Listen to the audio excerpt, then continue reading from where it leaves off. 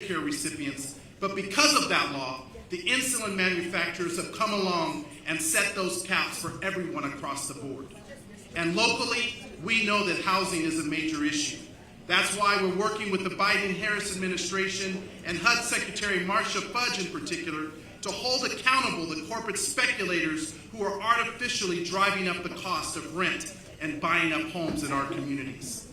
We want to protect the American dream, the Vegas dream, and to make sure that those of you who are working hard to buy your first home or simply rent a nice place for you and your family can do so without these corporate speculators making it unattainable for Nevadans.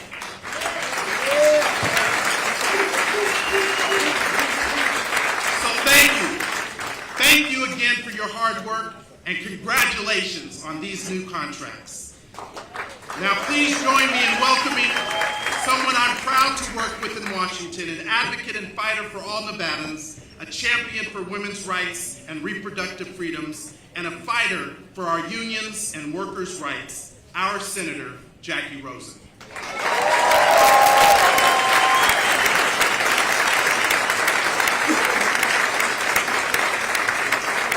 Please welcome Senator Jackie Rosen.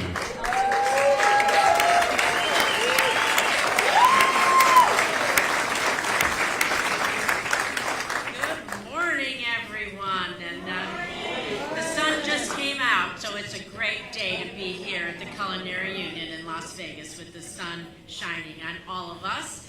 And the sun is shining here today on us because we welcome the Vice President Harris back here to Las Vegas, and I'm so happy to be here with the incredible men and women of Culinary 226. Las Vegas is a city that runs because of the work that you do, all the work you do, union work. Culinary 226. I'll say it again. I can't say it enough because you are the driving force behind our economy. Yes, you are. You advocate for our hardworking families. Absolutely right. You advocate for our hardworking families. You build up our middle class, and you help Americans achieve their dream. Nevadans achieve their American dream.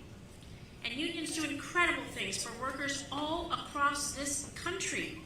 The support that unions provide has lifted up countless families, including mine. When I was younger, I worked multiple jobs to make ends meet to pay for college. And, of course, one of those jobs was right here in Las Vegas. I worked as a cocktail waitress in Caesar's Palace one summer, member of Culinary Union 226.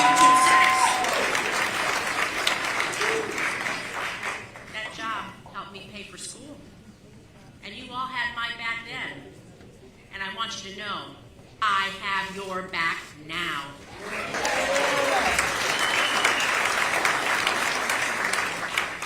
And I brought that union experience with me to the Senate. And it drives me every single day as I fight for workers, as I stand up for Nevada families.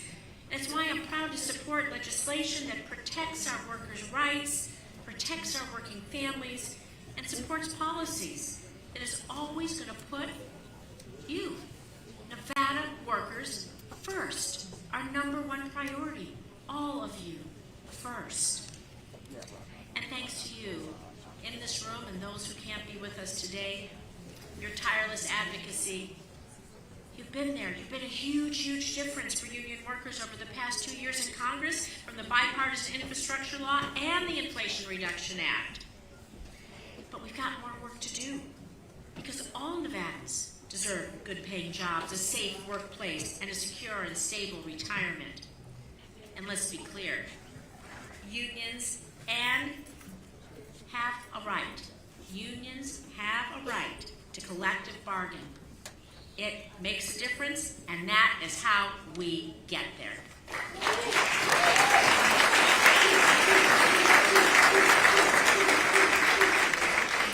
That's why I helped introduce the PRO Act, a bill that truly puts workers first by giving workers in Nevada and across our nation more power in the workplace, protecting that right to organize and bargaining for better wages to take care of our families. And as you all say, and everyone says, one job should be enough. One job should be enough. One job should be enough. One job should be enough. That's right. And that's why I support raising the minimum wage to $15 per hour, so that working people are paid fairly. Because why? One job should be enough. And I'm going to continue working to pass legislation that supports our unions and our union workers, because these policies, they make a difference in Nevadans' lives. And I know that workers in our state, including all of you, members of 226, and workers all over America, they're on our side. And we're ready to fight for what? We're fighting for our respect, fight for dignity, and fight for the support we all deserve. Because we are union strong. And when we lift up our workers, we make our country stronger. So now, let us get to work. We've got a lot to do. One job should be enough. Thank you.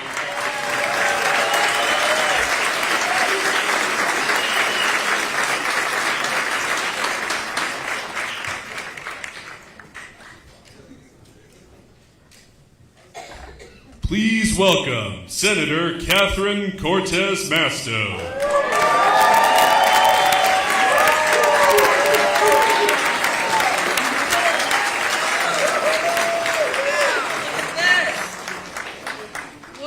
I can't think of a better way to kick off the new year, 2024, than by bringing together the strongest fighters that we have for our working families. This is incredible.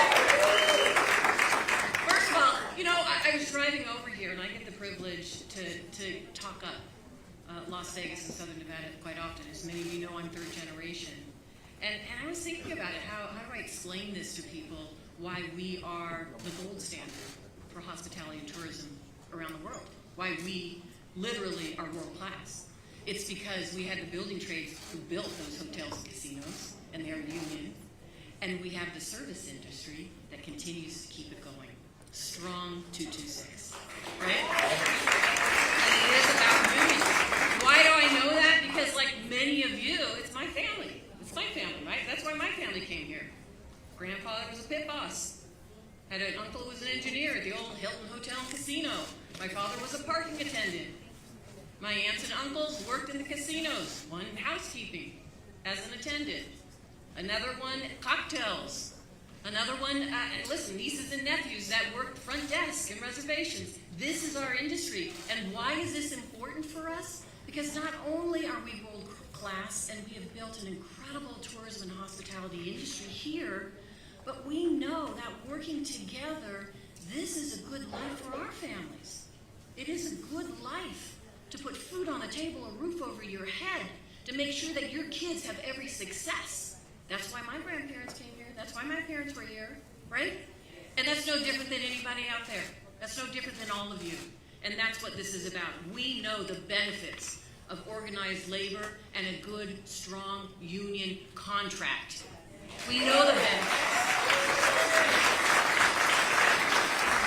And it's not just about the now, right? Making sure we can take care of our own and our family. But it is about the ability to retire with dignity after giving 20 years, 30 years, your life to this industry.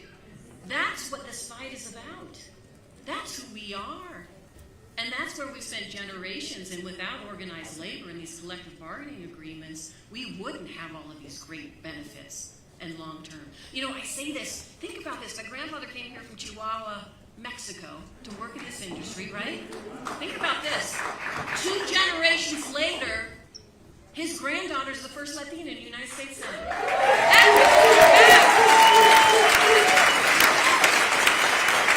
But you all know this. We can't do this by ourselves. We need friends.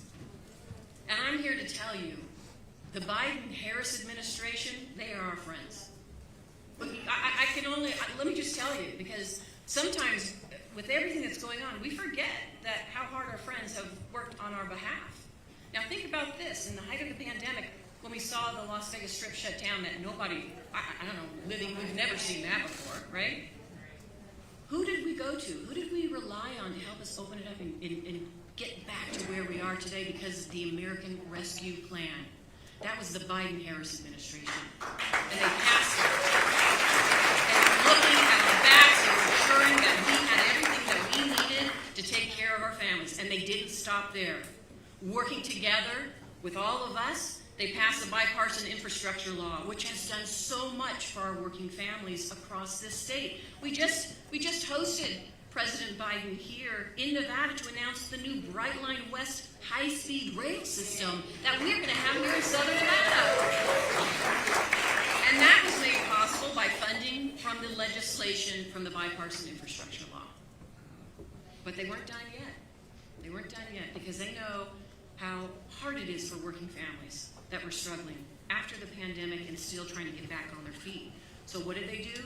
Biden-Harris administration passed the Inflation Reduction Act. And you've heard about it. How we are lowering healthcare costs for our families, capping the cost of insulin, allowing for the first time in this, really, in my lifetime that I've seen, the negotiation for prescription drugs for Medicare. The first time taking on Big Pharma. That was the Biden-Harris administration. Working with our Congress, working with all of your elected officials that are in the room today to make sure we are taking care of working families. That's what this is about. That's one piece of it. The other important piece is all of you. It's all of you and the work that you do, but most importantly, it is the fact that we have unions who fight for our workers in this state and across the country. Right? Think about this. Look at what the unions have achieved for workers across this country just in this past year. In Las Vegas, we had the incredible Culinary 226 reached important agreements to increase wages and improve workplace safety for thousands of hospitality workers. Right?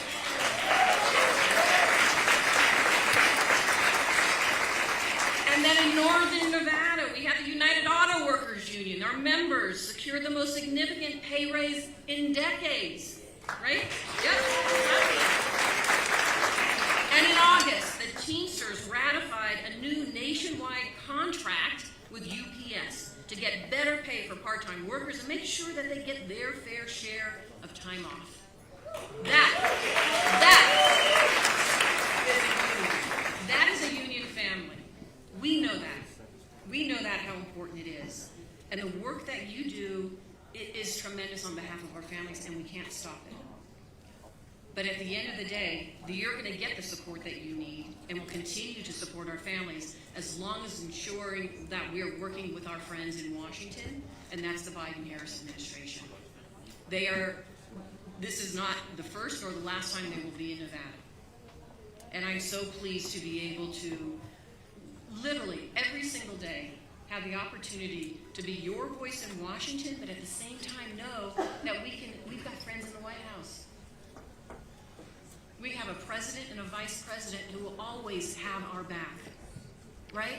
And they will absolutely hire people who are going to stand with us. And you're going to see that today, and you will see that. We've seen that so far as we come through this pandemic, and we're going to see that in the future. So I am proud to keep working along with them to ensure that we are doing everything we can for our brothers and sisters in the union. Because without you, we wouldn't have this. And without all of you, listen, without all of you, which is the base of our democratic institutions, our democracy, and our working families and who we are, our kids wouldn't have a future. So thank you. I am here to say thank you. Thank you, everyone.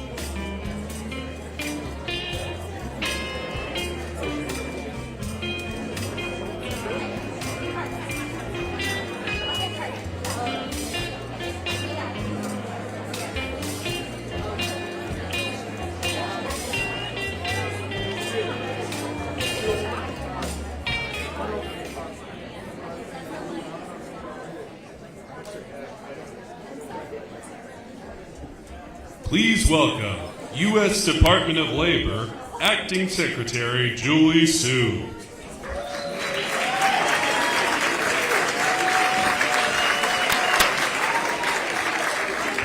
Hello, everybody, and Happy New Year. Feliz Año Nuevo. Everyone knows that the place to ring in the new year is Vegas, and the reason for that is because of all of you. So we are here today to thank you for all that you do, and also to celebrate the historic wins that you had last year. So let me ask you, how does it feel to have won the biggest contract ever? How does it feel to have made history? And how does it feel to be part of this remarkable era of worker power in America? Yeah, 23 was a big year for worker wins at the bargaining table. From record level wage gains, to more retirement security, to stronger health and safety protections, to workers demanding and getting a voice in determining the future of their industries, from Hollywood to healthcare, from delivery drivers to dock workers, from teachers to auto workers, and yes, to casino and culinary workers. You all made history. And you did that. You are a part of something much bigger, a moment of reimagining what is possible. For far too long, we've heard that when workers make demands for higher pay, it's bad for business and bad for the country. We've heard that workers who don't make enough to live on just need to keep on working harder. Well, the Biden-Harris administration is changing that narrative.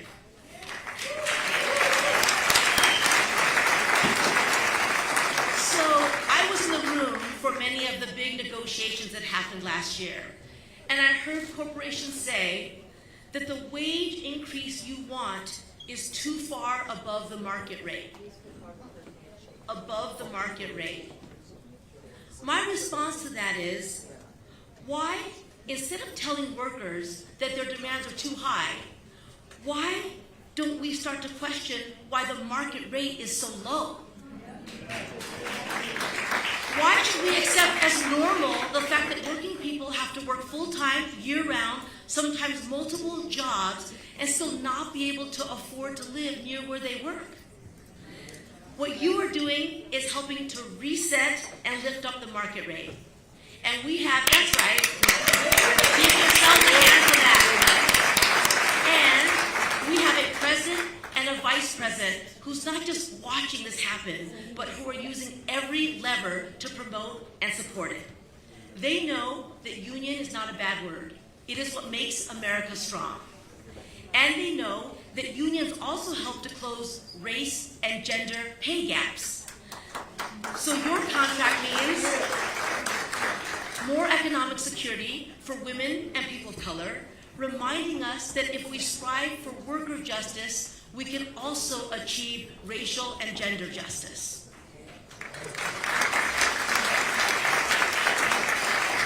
So workers had a big year in 2023, and now it's 2024, and we are going to keep on reimagining what is possible for workers. The Biden-Harris administration is going to keep on saying loud and clear that unions make America strong, and when workers do well, America does better. So I'm very proud to be your acting labor secretary in the most pro-worker, pro-union administration in history, and 2024 is going to be our best year yet.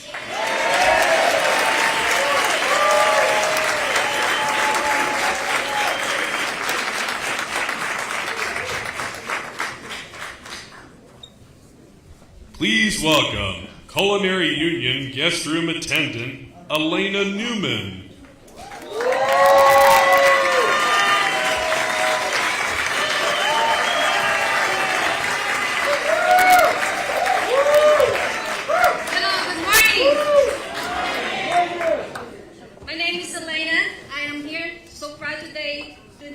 The Vice President and talk about our contract fight. We had tough time negotiation with 3 big casinos, but it took us 8 months, but we fought and win. We win the historic wage increase, which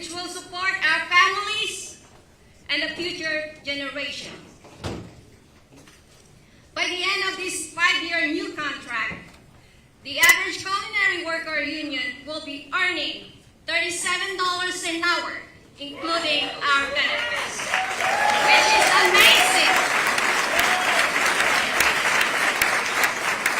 Even though we settled contract for over 40,000 workers, there are 23 more contracts to go. About 7,700 workers that are fighting for best ever contract. We are not done yet. We still need to win all the contract.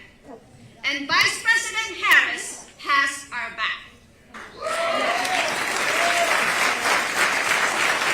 I remember in October 2023, we were picketing in Las Vegas Strip. And Vice President Harris came to our union, showed that the Biden and Harris administration support us. President Biden and Vice President Harris are the most pro-worker leaders elected, which we ever had. And we love to see it.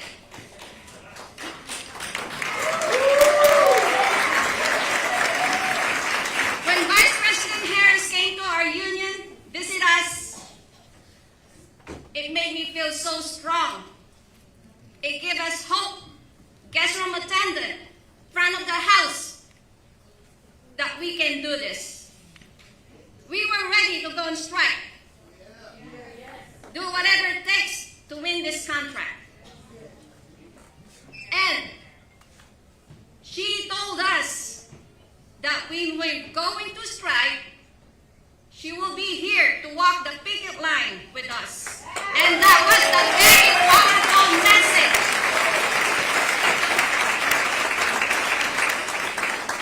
As a culinary union chef steward and executive board member, I am so proud to introduce to you the Vice President of the United States of America, Kamala Harris.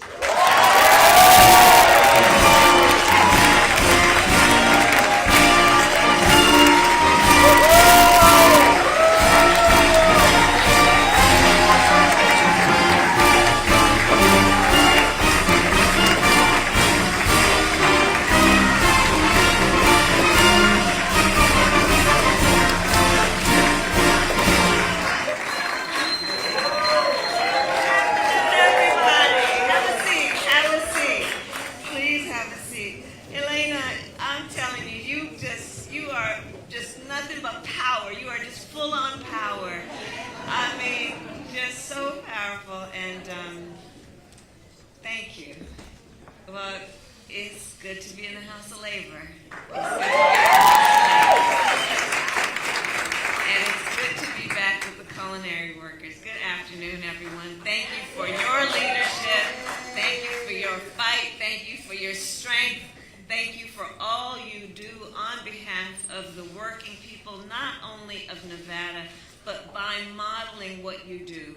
Working people all over our country. It is my great honor to be back here with the culinary workers to rejoice with you in the accomplishments that you have achieved most recently, but standing in a long line of accomplishments that have always taken place coming out of this very building on behalf of the working people of America. I want to recognize my husband, who is here, the second General of the United States. Also known as Doug. We were here together on October 12th when we were last here. We also have Acting Secretary Julie Sue. Thank you for your leadership. She is always fighting, and I know her work from back when you were doing that work in California. Senator Catherine Cortez Masto, a long-standing friend. The senator and I served together as Attorneys General of Nevada and California back in the day, and then in the Senate together. And you are always, Catherine, fighting for working people. So it's good to be with you today. Senator Jackie Rosen, who I've been honored to serve with in the United States Senate. I will tell you, I see her when the cameras are on, when the cameras are off, and she is the same person. always talking about how we should care about and thinking about the working people of America and follow through. You know, Jackie is somebody who comes off as being very nice, and she is, but she is cutthroat too. She will not tolerate anything less than a fight when it is for the right reasons and for the right folks who are doing good work. So Jackie, it's good to be with you today. Chairman Horsford, Congressman Horsford, Representative Titus, and Representative Lee, I thank you all for what you do. And then, of course, General Ford, thank you for always what you do on behalf of working people. The power of the law can be very persuasive when necessary to talk about what is right and what is consistent with the values that we hold dear as enshrined in the Constitution of the United States. Thank you for your work. And today, I think we should also acknowledge, it was 41 years ago today that Senator Harry Reid was sworn in for his first term in the United States Senate.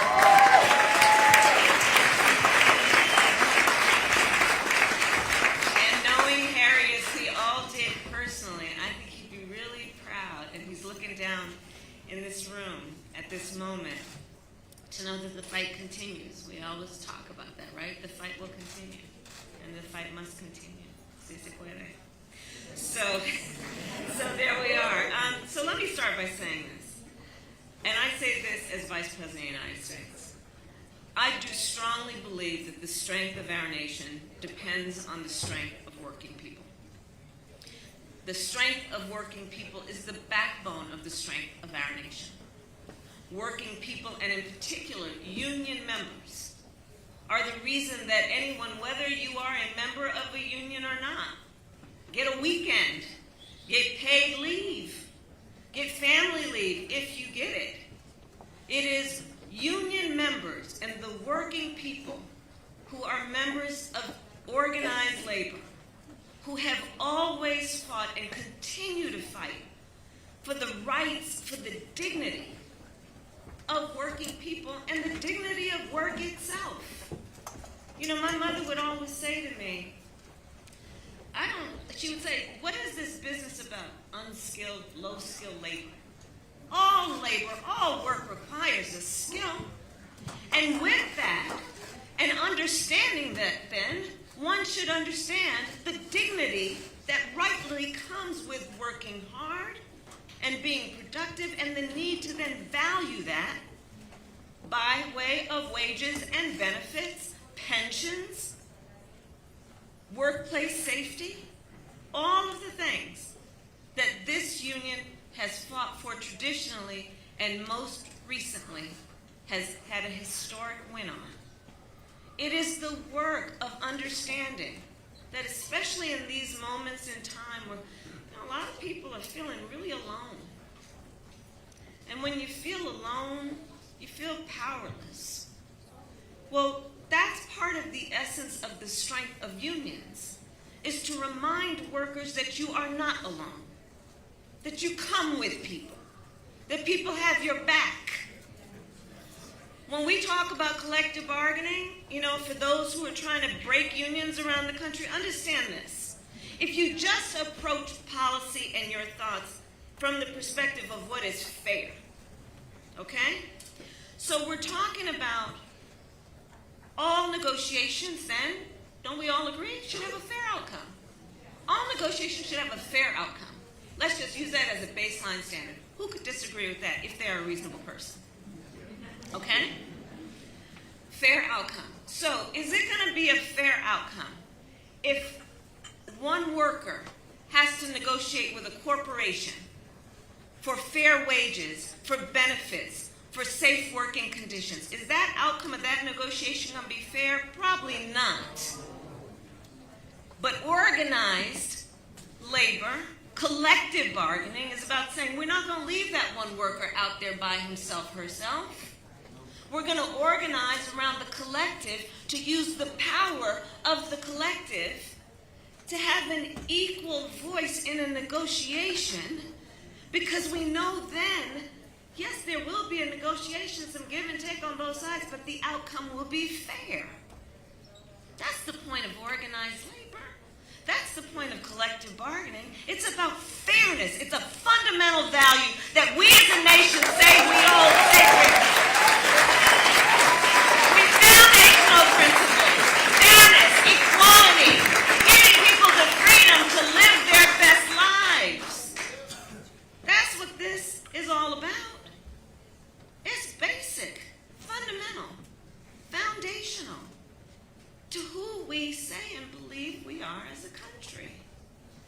So when I look at the hard work and the sacrifices, the day of action when I was last here, October 12th, and the members here were prepared to do some really hard work in addition to the work you do every day, but to strike, which meant to be concerned in a very deep way about how you're going to be able to pay rent, put food on the table, how long it might take, at what personal sacrifice, at what sacrifice for your children and your family and those who you take care of in your personal life. And you were prepared to do it on behalf of all working people. When I look at the accomplishments that came out of that day of action and the weeks that followed it, and we look, and the acting secretary talked about it, a 32% pay raise over 5 years. That's historic. That's historic. And by the way, so many of you were on the front lines forever and during the pandemic. It is long overdue. You got a pay raise. Long overdue. I think about it in terms of the historic accomplishment through those negotiations, through your preparedness to strike that happened in terms of workplace safety. We've talked about this. I've met over the years with members here in this very hall and had the conversations, most recently on October 12th.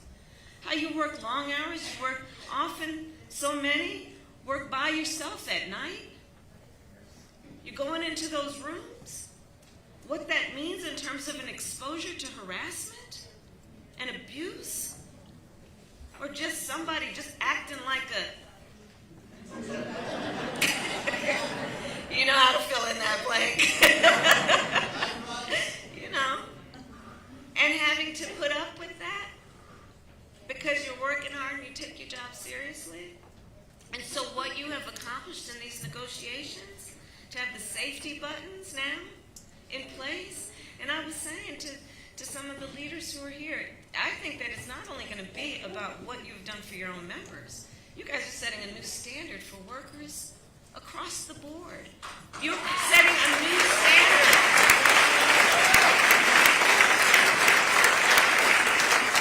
Because, you know, too often in these negotiations, if you are as an individual on an individual basis trying to get what is just right and fair, somebody might be looking at you to say, that's not possible.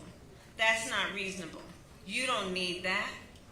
But by accomplishing what you have accomplished here at Culinary 226, you are setting a new standard for workers everywhere of what they now know, because they know the story of what happened here.